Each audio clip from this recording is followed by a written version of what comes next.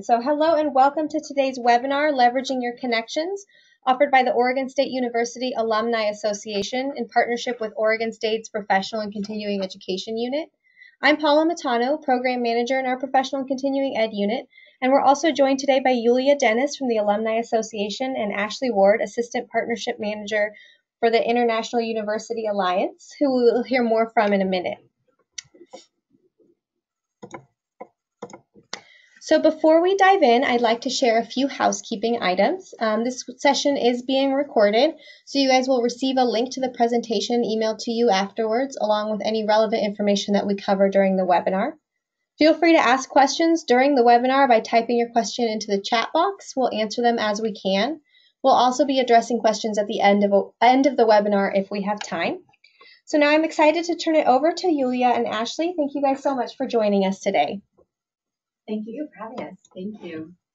Hi, I'm Yuliya Dennis, and I'm the Director for Alumni Career Services at the OSU Alumni Association. I'm so glad to be here presenting on this really important and great topic with all of you, and then really huge thank you to Ashley for being here as well. So I oversee and help with the alumni career programs that we have offered, and really excited to talk with you about leveraging connections and how to create those connections to move forward in your career and in whatever other kind of goals that you have.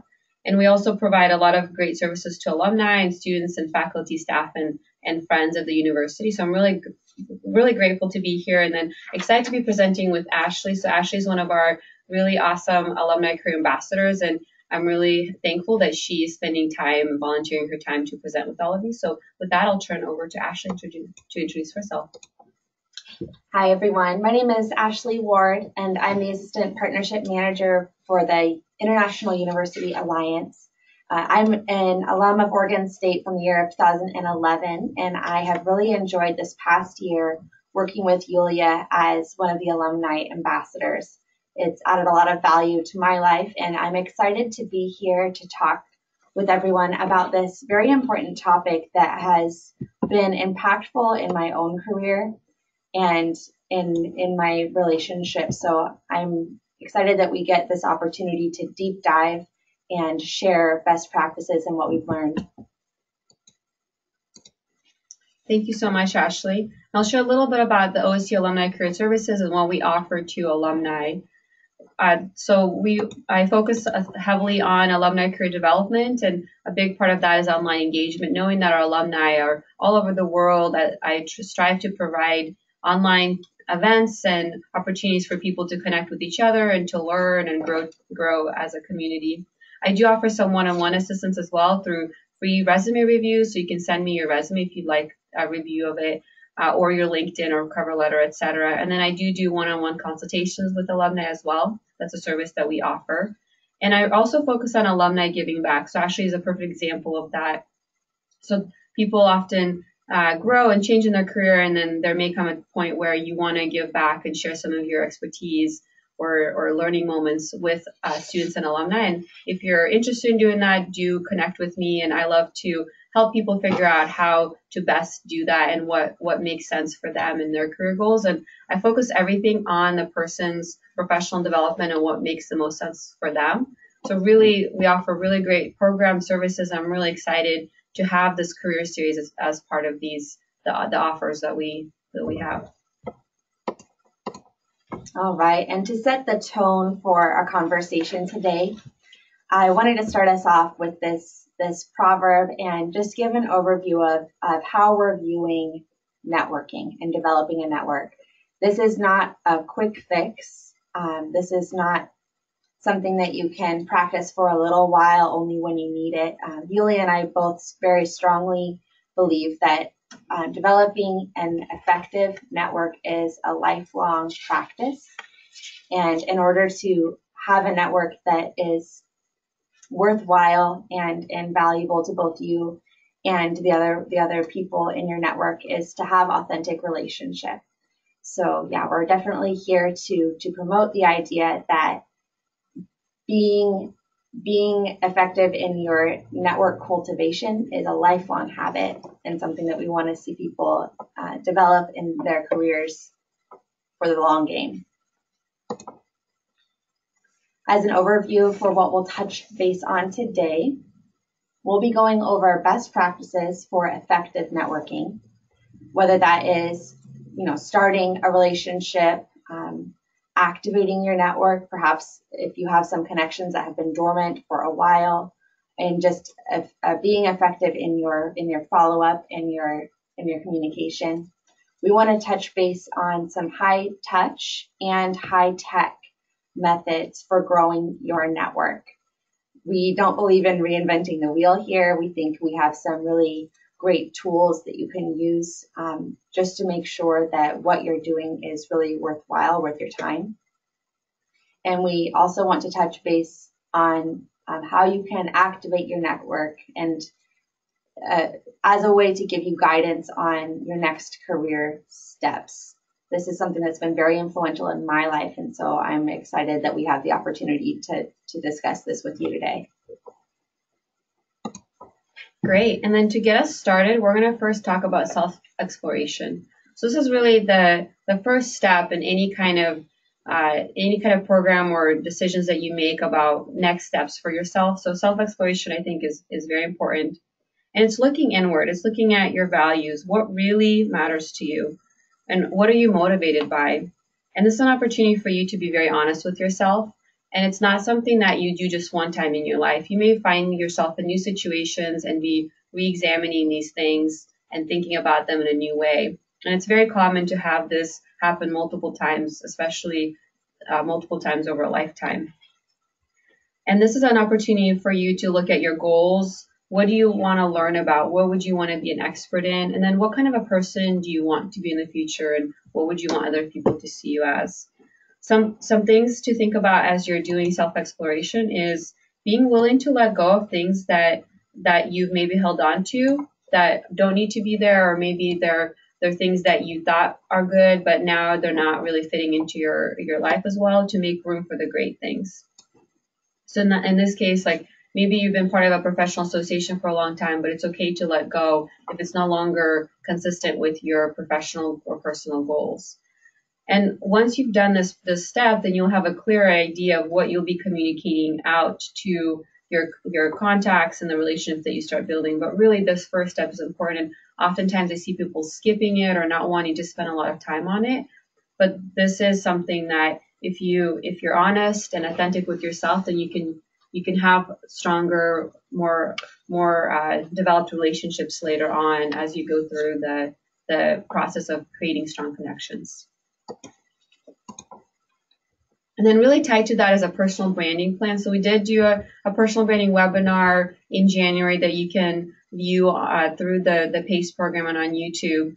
This is an opportunity for you to create a plan. And what you're doing is, so you did the self-exploration, what you're doing is you're communicating your values, your expertise, and you're branding yourself, and you're showing it to other people. And what Ashley mentioned in the last webinar that I really loved is that people aren't going to know something about you unless you tell them. So it's an opportunity for you to create a plan of, okay, what do I want to communicate out? And then creating steps to do that. I'm very much a proponent of things that are very action oriented. So you have an idea and that's wonderful, or you have something, a goal, but creating steps, things that are very measurable and that have a schedule that other people would know that you completed if they saw you doing it. Those are things to consider as you're thinking about a personal branding plan. And we did do a webinar, so I don't want to spend too much on it, but just a sense that this is all tied to the way that you communicate out. And so creating a plan that includes these things would be something that I would recommend you do as you're starting out your strategic and intentional networking. Something that we'd like to advocate for today is a high touch way of managing your network, and something that contributes to the value of high touch is that you won't be, every time you're reaching out to someone in your network, you won't be asking for a favor. And that's so pivotal. That's so important, because in order to manage your relationships well and have a healthy, active network that is mutually beneficial, you need to make sure that you are engaging with people and contributing to that relationship, not only when you need something. And one of the ways that you can do this is by cultivating a genuine interest in other people. We want you to be engaged, asking questions, seeking people out to learn from them and from their expertise, and not necessarily just reaching out to give your spiel about yourself and ask for a job. So keep that in mind, this high touch way, making sure that you are connecting with people for various reasons and not necessarily for that favor. And in thinking about connections and relationships, being intentional about who you're connecting with and in the manner in which you're connecting with them is something to think about. So I personally use LinkedIn to make and update lists of people I'm engaging with, and using LinkedIn messages to reconnect with people. It's also a great way to stay in touch with key people in an industry or to connect with industry influencers. The other really great platform for this is Twitter or professional development conferences. So these are all ways that you can connect with. And so when you're thinking about who do I want to connect with, so these are people who are doing what you want to do, or who have done what you want to do, or who are supervising or hiring for the positions that you want.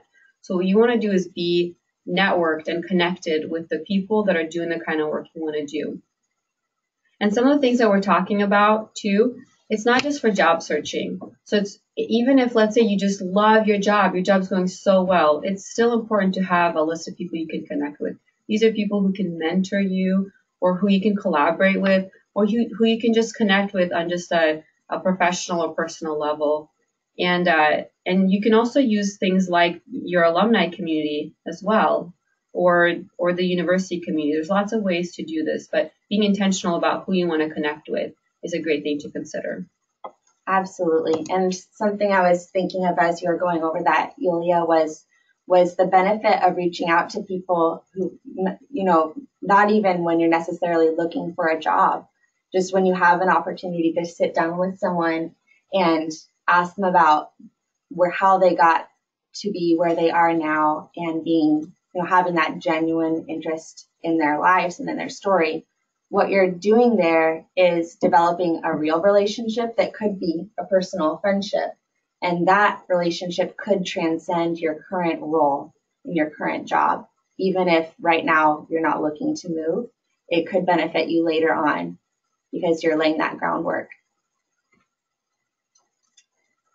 Talking about the elevator speech and short bio, this is so necessary because very often we will be in the situation where someone will ask us, tell me about yourself, or so what are you doing these days?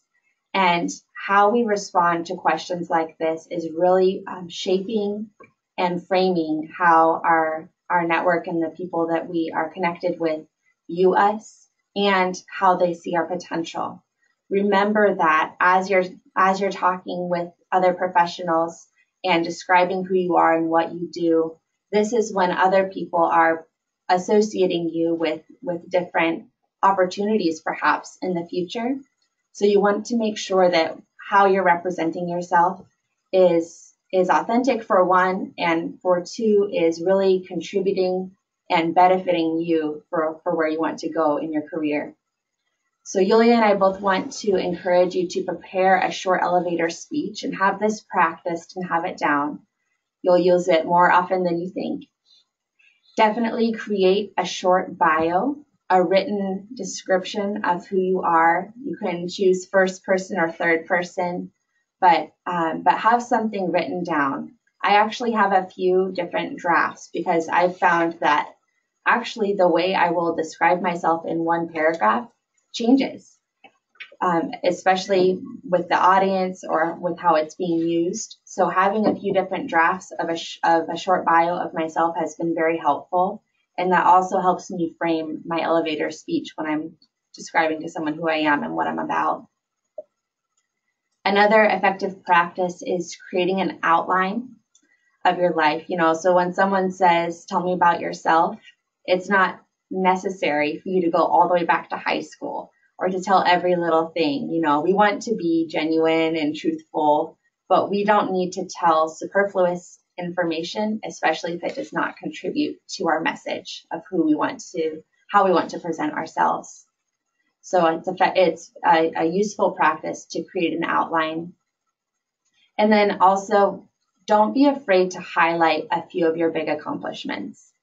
Like we've talked about, nobody will know these great things that you've done unless you tell them. And it's okay to mention wonderful things that you have done in the past that you are proud of, goals that you have accomplished.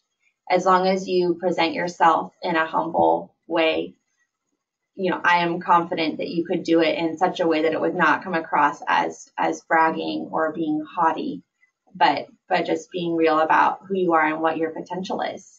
So this has been really helpful for me. I know that before I took the time to really do this, when people would ask me about myself, it was kind of this blank stare or way too much information. So taking the time to really plan it out has been really helpful. Good. And yeah, I'd like to add some more things too, because I know we've already spent a lot of time on this slide, but this slide is so, so important. I love what Ashley has shared.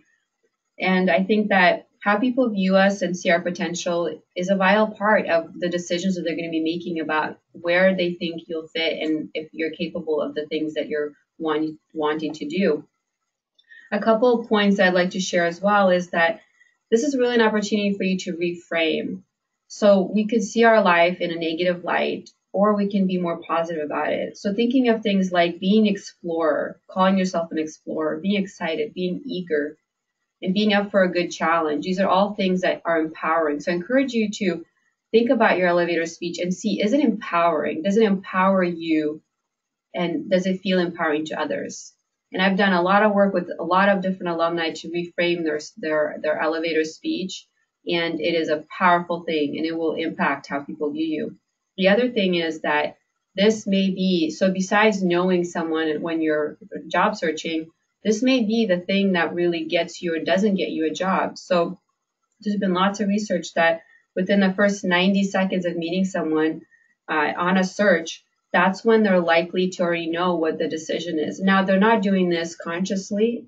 It's probably unconscious. And we know there's lots of bias around how we judge other people. But the reality is that it's likely that within the first 90 seconds, someone's going to decide if they want to hire you. And so your elevator speech becomes the thing that is going to set you apart. So show positivity and eagerness and describe yourself in a way that really articulates where you've been and where you're going very well. And I can't stress how impactful this is and how I really have seen people's life change because they redid their elevator speech. So highly encourage you to do this, even if it's just right now while you're listening to this webinar, just start creating your elevator speech. And feel free to send it to me if you want to get a good look or practice it. I'm happy to help with this.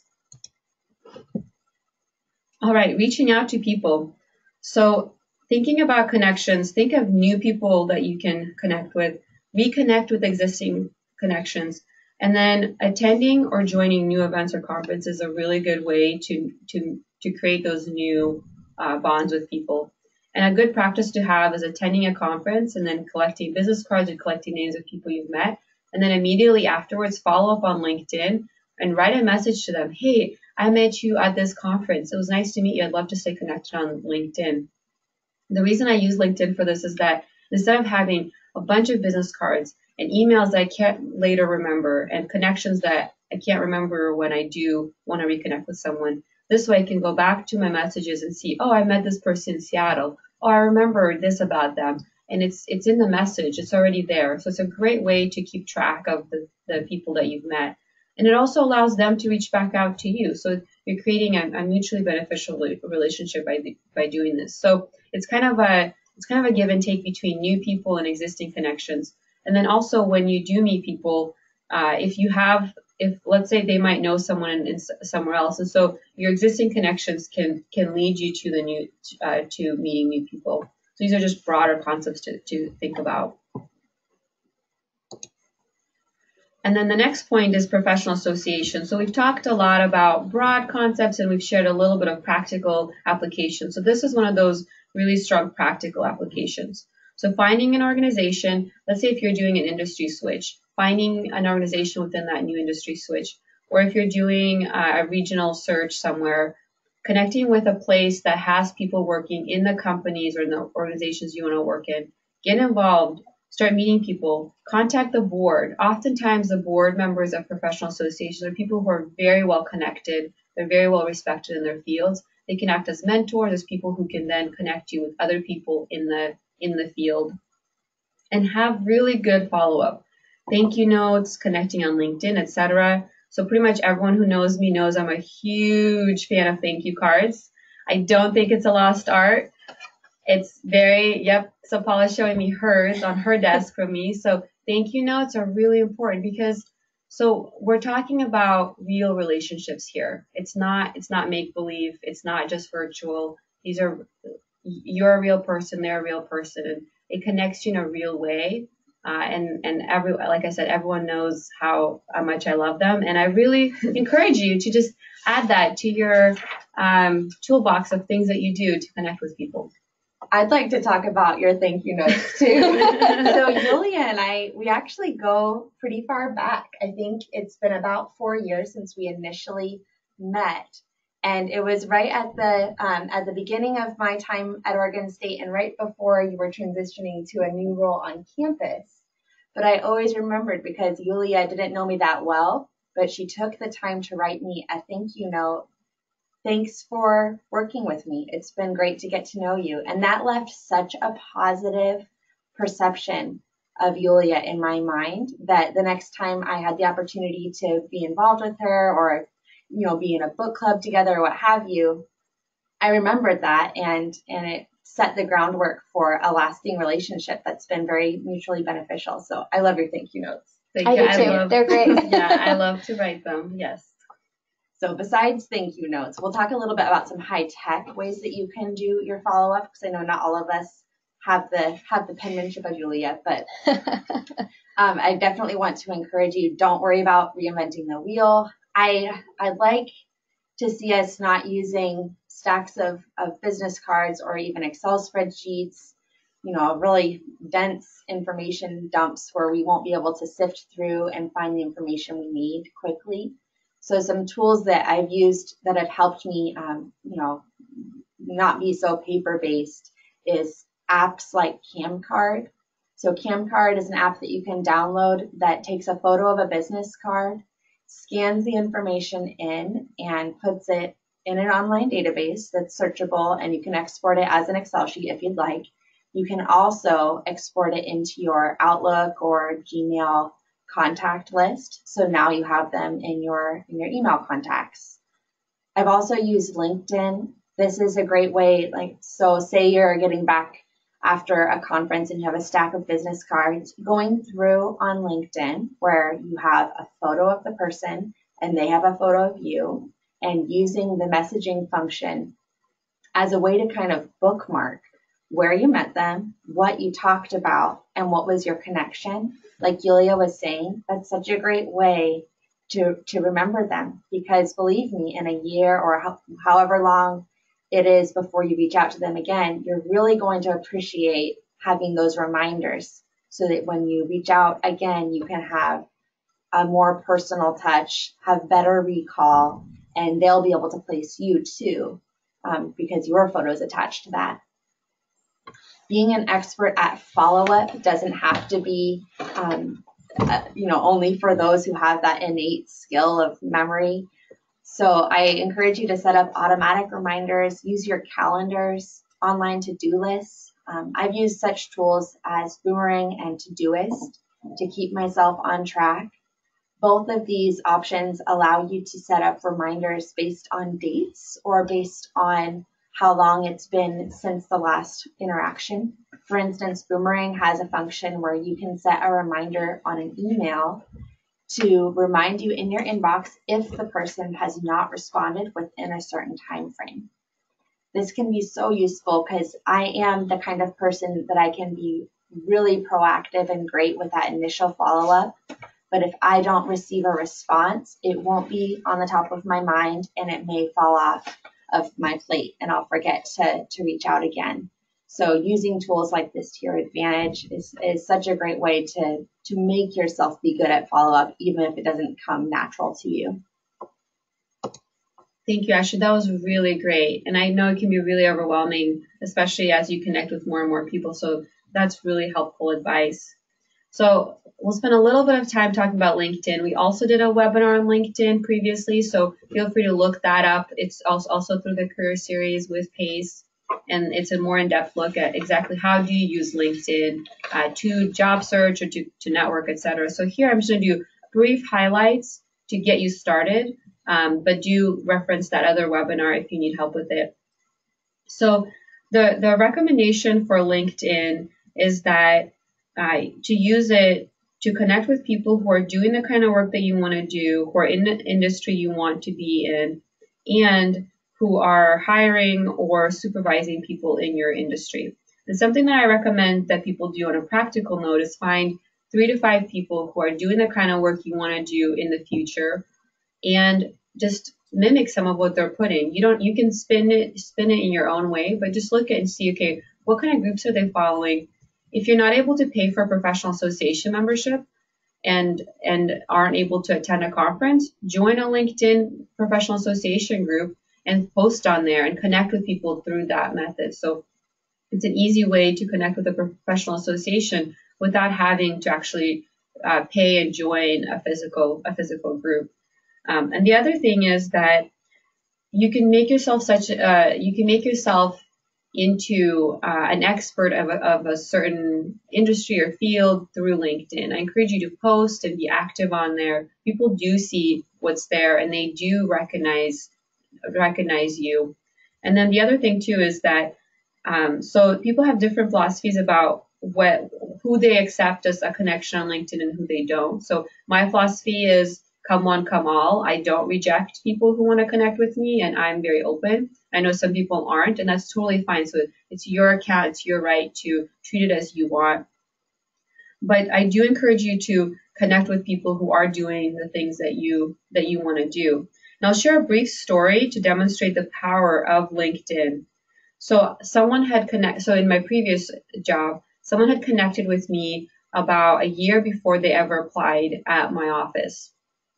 And then they shared occasionally things, and they had started doing job searching, but they hadn't actually ever applied in my office. But they knew that they wanted to work in a place like where I was working and doing very similar work to what I was doing. So they connected with me. They posted things that were relevant to my field. And I'm not even sure if I even really liked or commented on their stuff, but I kept seeing them, and I saw their picture, and I kept seeing them regularly come up. So then a year later, they applied in my office. Now, I never spoke to them. They never reached out to me. They never said, hey, Yuliya, I want to talk to you about what you do. But when I saw their name, I automatically associated their picture, their profile, and the things they were posting on there. And so when the opportunity came for me to say yes or no to this person moving forward, I said, yes, they are very consistent with the kinds of values and the things that we care about in our office. And there were a couple of points in the interview process where some people had reservations about whether or not they were consistent with some of the things that matter to us. And I said, yeah, based on my experience, they do. Now, it's like I said, they never even reached out to me, but I felt comfortable advocating on their behalf. And what you're looking for here is people who would advocate on your behalf in a search. And so you're creating that via LinkedIn. And so that's just one example of how you can. And the person did end up working in my office, and she was great, by the way. So I felt comfortable having endorsed her. So the next part is connecting with industry. So spend some time looking at industry-related articles and publications in your field. And you can share one, or you can write about one on LinkedIn or Twitter or in other social media platforms, or you can comment on other people's posts or share them. This is, again, another way to really be up to date on the industry terms, and you want to be familiar with things, especially if you're going to be interviewing somewhere. You want to know what are the main big things happening in that industry. And LinkedIn, and I would say Twitter as well, are really great platforms for this.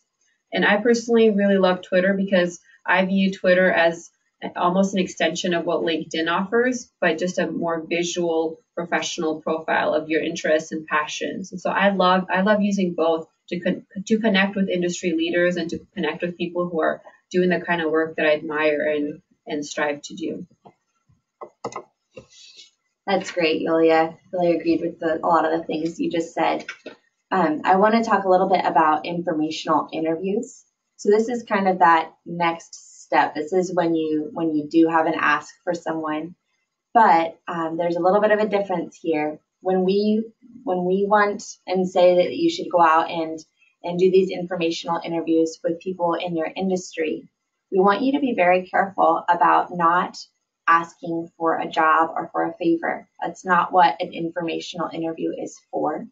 It really is a time for you to focus on the other person and get to know them, get to know why they like their job, what they like about their role, how they view their company, how they would describe their company's culture, and things like that. So that's the purpose that we see for these informational interviews. This is a great way for you to, for one, get yourself in front of people in your industry and introduce yourself and make yourself known. But just remember that the focus of this is really just a get to know you session and get to know their organization. I want to encourage you to come prepared when you set up an informational interview, whether this be on the phone or in person. Have an idea of what you're going to talk about and what you're going to ask. We have some really good questions here. What do you like about the company? How did you get this job? And then that last one there is so important. What advice do they have for people interested in similar roles? Or one of my favorites is, if you were in my situation, what would you be looking for? Or when you were in my stage of career, what advice would you give for me today that would help me? So there, a bit of humility is needed in this, because you have to go into an informational interview with an attitude that you don't know everything and that you're hoping to learn, and that the other person has wisdom and advice and guidance that they can offer to you. So something that I really enjoy doing is these informational interviews, because recently I've been getting more and more requests for people who want to learn more about my industry or about my organization, and I'm so happy to do it.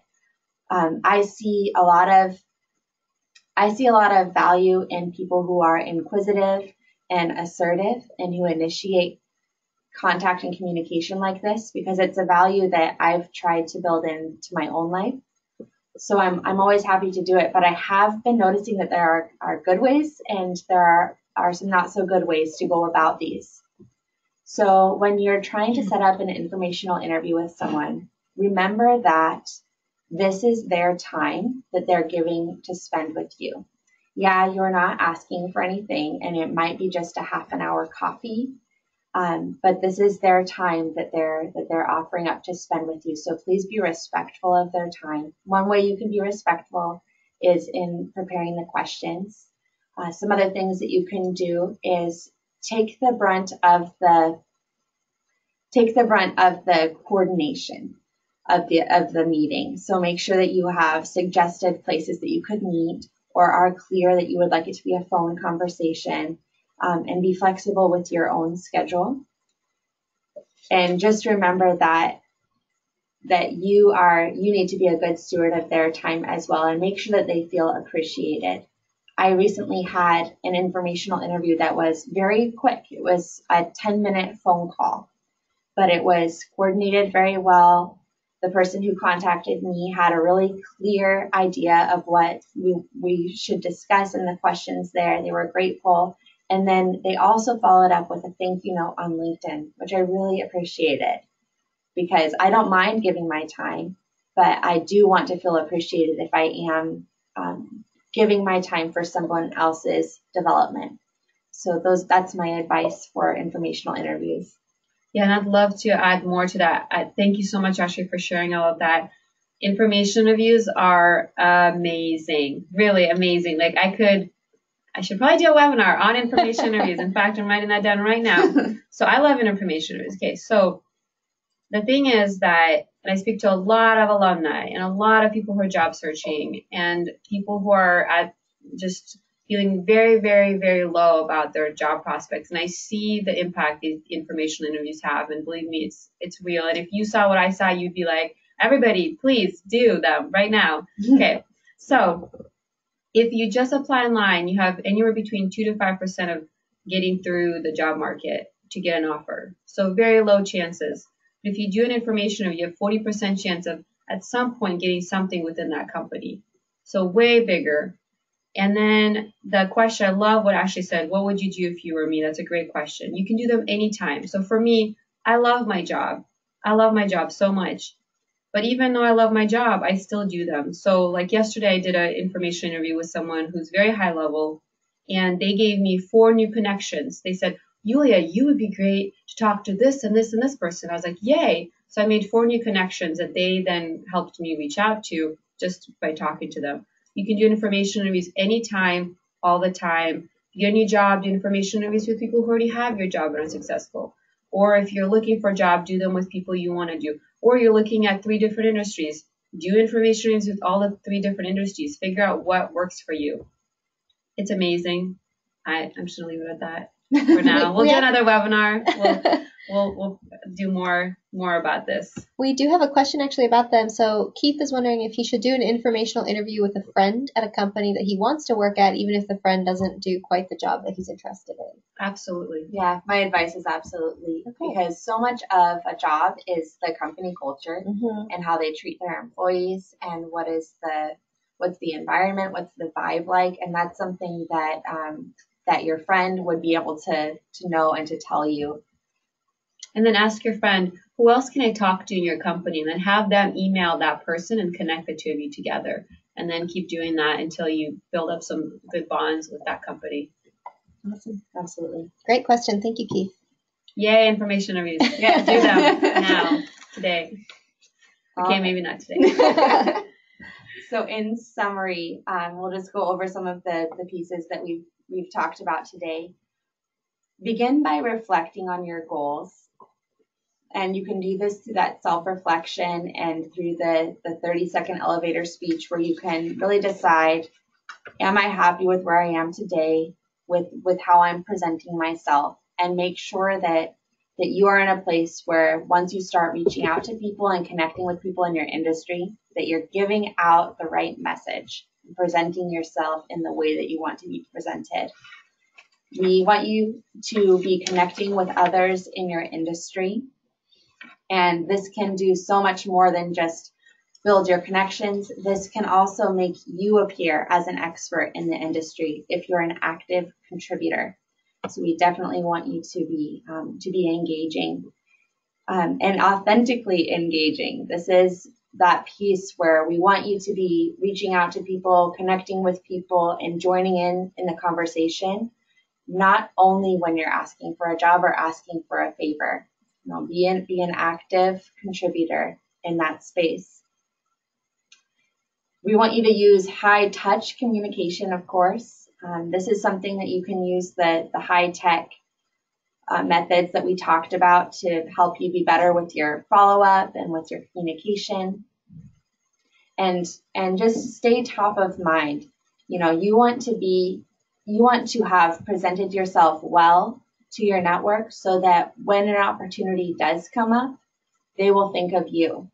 And that's one of the major benefits of having a strong network that you've cultivated and that you've managed effectively, is that sooner or later, one of those connections will turn out to offer a benefit to you in your career that you might have not expected or needed at the time.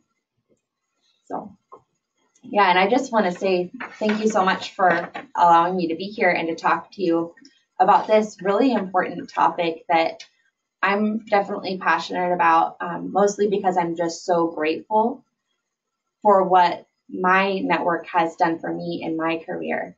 It's all about relationships and friendships and just taking care of how you treat other people and how you manage those relationships. And so I'm so glad we had the opportunity to discuss this further. And I just want to say thank you to Yuliya for allowing me to be here. It's really been fun for me, and I'm very thankful for the opportunities that the Alumni Ambassador Program has afforded me. Thanks.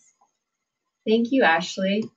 And I love working with you. And I also like to tie into the summary is that a term I often hear people say is, well, I don't want to use people.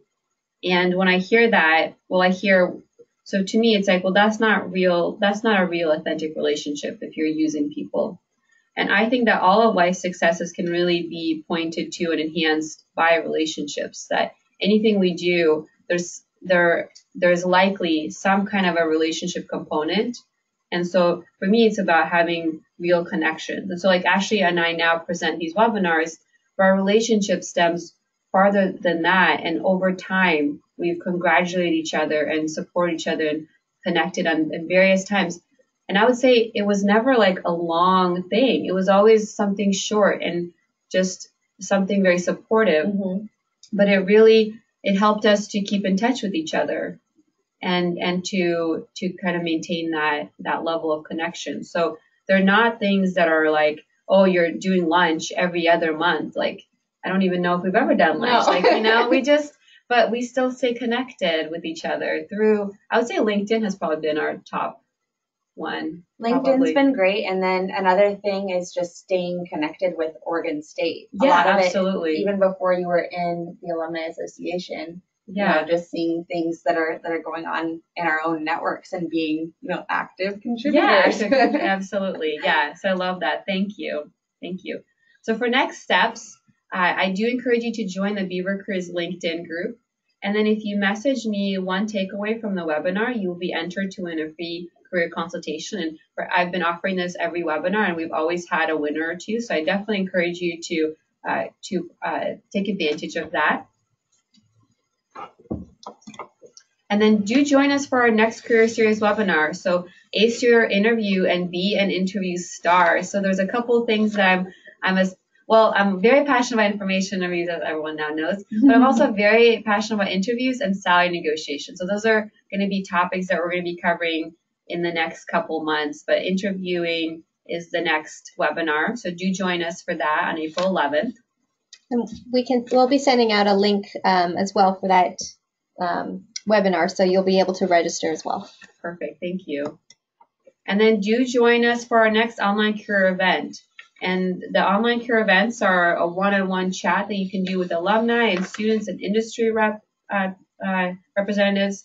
The next one's going to be April 19th on peer resume review. So you can submit your resume to be reviewed, or you can review the resume of someone else. Great way to connect and get to know the community.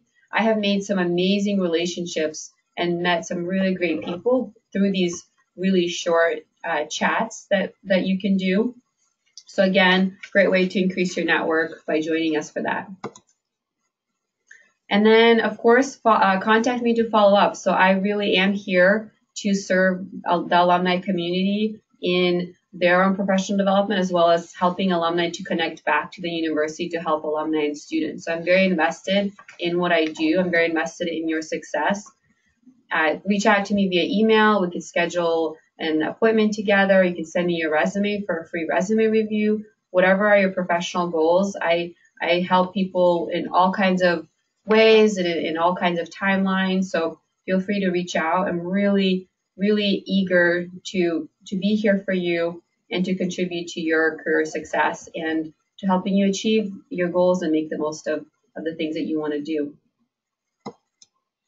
Thank you, Yuliya and Ashley, so much. That was awesome. And PACE is always excited to be able to partner with the Alumni Association. We do oftentimes have alumni join us for our certificate programs, which we love to have and we love to see.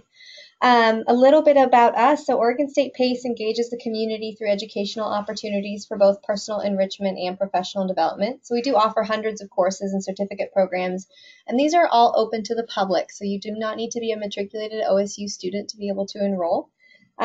They offer tangible value through quality programming, and we aim to address educational, professional, and economic development goals for you. So as you do some of that self-exploration that Yuliya was talking about at the beginning of this webinar, oftentimes we see people who are wanting to maybe advance in their field or are looking to do a career switch, and a lot of times these certificate programs are perfect for that. They tend to be short 4 to 5 week courses, and they're really focused in on industry-specific needs. So if you're looking to advance in that career, I do encourage you to check out some of our programs that are coming up.